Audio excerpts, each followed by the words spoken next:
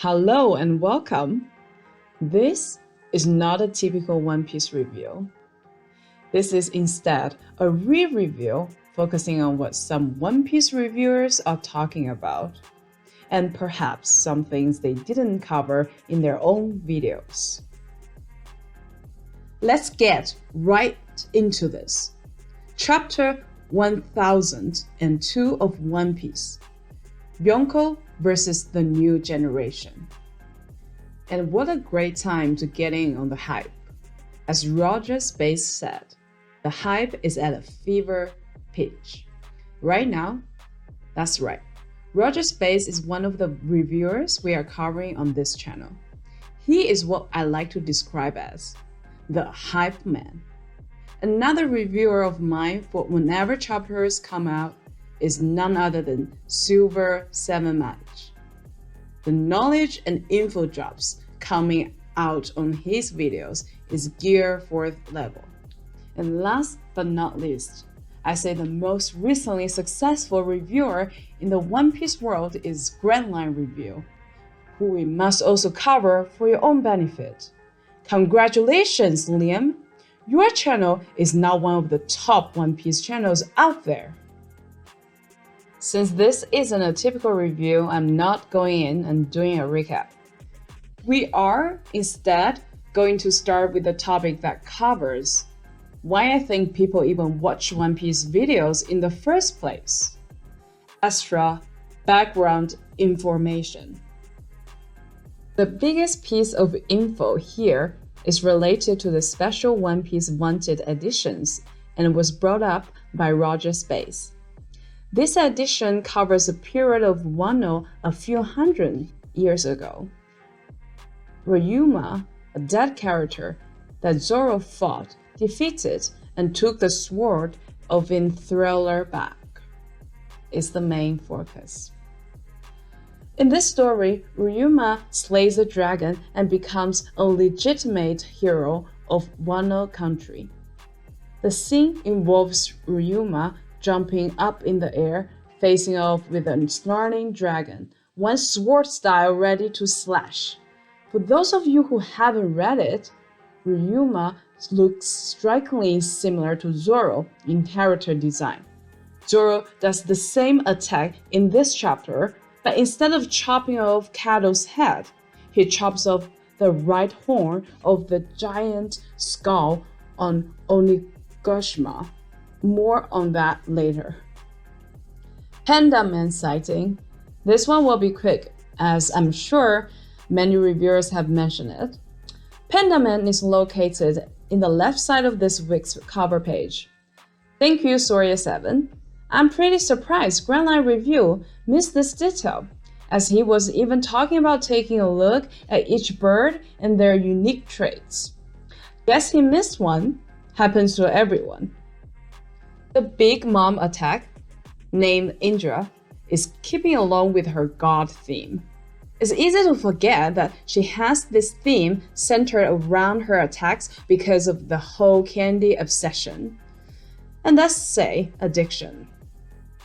Plus, all her children are candy related, but Big Mom, being the bearer of the soul fruit, it makes sense she has a bit of God theme, since the concept of souls are religious in essence and is found throughout the whole world.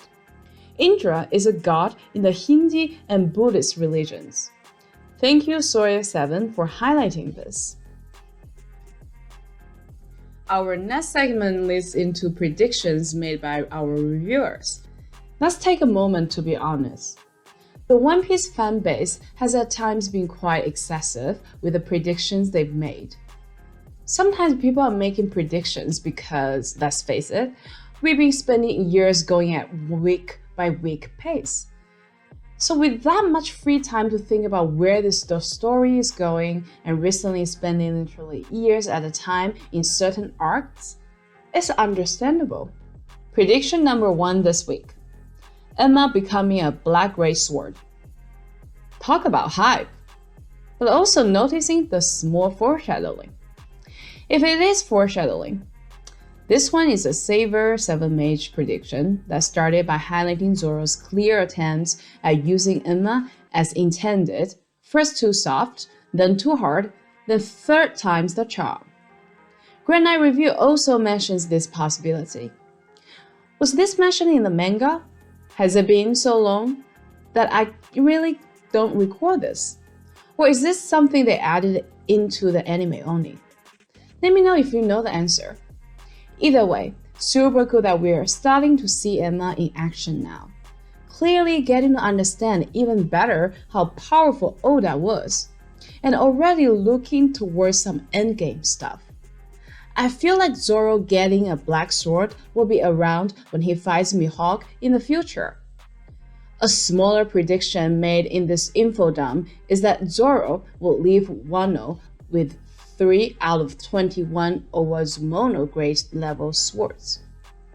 A much more speculative prediction that is centered around the growth that we have seen from the main characters also comes from Sawyer, in that he thinks Luffy will fight Teach in the final battle, and this fight will have Luffy relying on his non-devil fruit powers.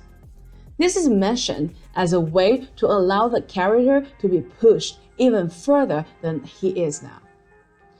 And Luffy is facing off against 2 Yonko.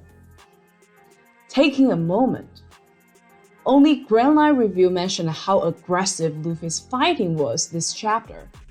He was a madman dodging through the wind gust attacks of Kaido, coming in and blindsiding him, and charging even Big Mom and Kaido when they were together on the battlefield. Rogersbase has repeated his prediction again regarding the act structure we have seen in Wano. It has been a long time since we, as the audience, have been reminded that this arc is being given in different acts. No one is quite certain how many acts there will be, but the traditional number is 5. I'm willing to gamble some money that it may only be 4 acts, or more, if Oda decides to make some acts even shorter.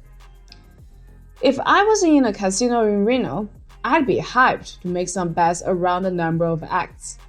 Rogersbase has gone one further, reaffirmed his assertion that Act 3 will end in tragedy. Oh, how that would really twist things up. A good story is always willing to bring tragedy. Now going into the next section of this read review, let's talk about how Oda's drawing really helped keep this chapter engaging. The 2 Yonko's facial expressions were extremely well drawn this chapter, and were varying throughout. Granted, Kaigo's dragon form is a bit difficult to show emotion, but as mentioned by Sawyer 7, except in the scene where Law gives him a heart attack. Pun intended. Kaido is exuding pain. However, Big Mom is the MVP in terms of keeping the reader engaged emotionally. Her 8 scenes in this chapter come with 8 unique facial expressions. Let's take a moment to name and look at these.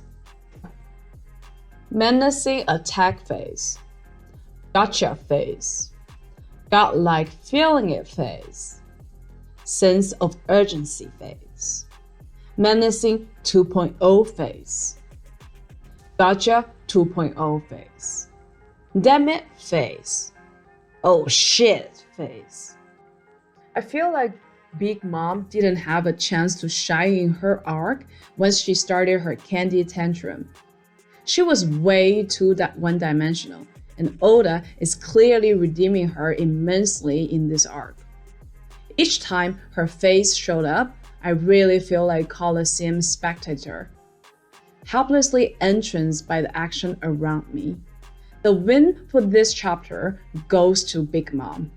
Grandlinereview takes the time to mention that Big Mom in this episode rocks.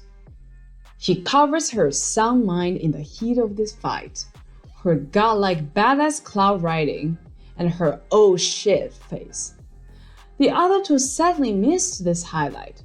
She was the true star of this chapter, even sending us back to the Skypiea days of god-level danger fields.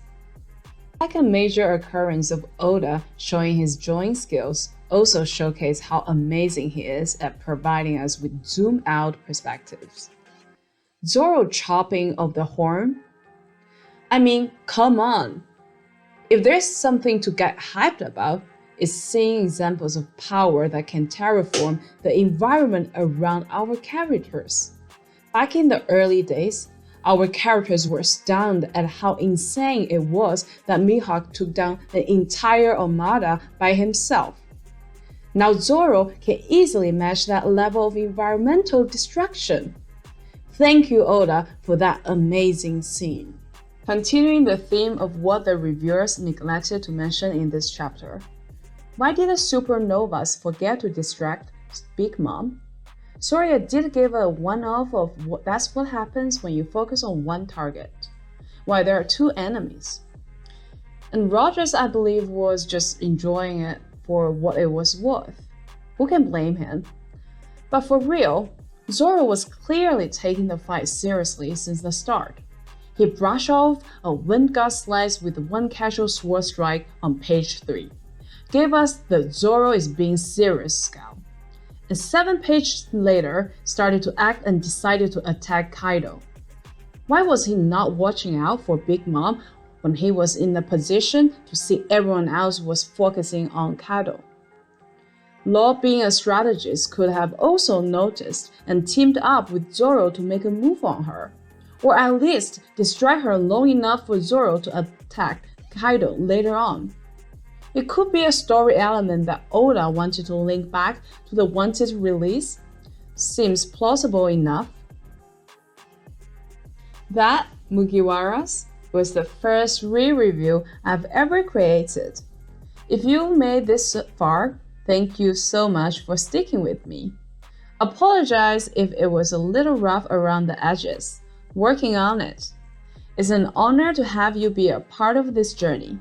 We have now officially set sail.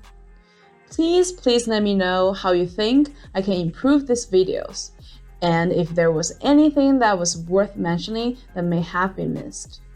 You can bet I'll be looking at all the comments. This is my attempt at being an active part of this wonderful community. There will be more to come as I continue to talk about my favorite One Piece reviewers. Please check out their videos.